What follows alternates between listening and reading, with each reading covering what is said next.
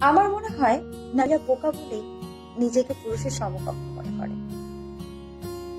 আসলে নারীরা পুরুষের থেকেও শ্রেষ্ঠতর।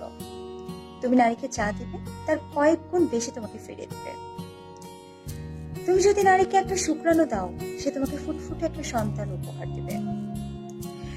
তুমি যদি নারীকে একটা ঘর দাও, সে তোমাকে একটা পরিপাটি বাড়ি বানিয়ে দিবে। তুমি যদি নারীকে মুদিখানার বাজার করে দাও, সে তোমার জন্য সুস্বাদু খাবার রান্না করে দেবে। তুমি যদি নারীকে একটুখানি হাসি উপহার দাও, সে তোমাকে হৃদয়ে উজাড় করে ভালোবাসবে।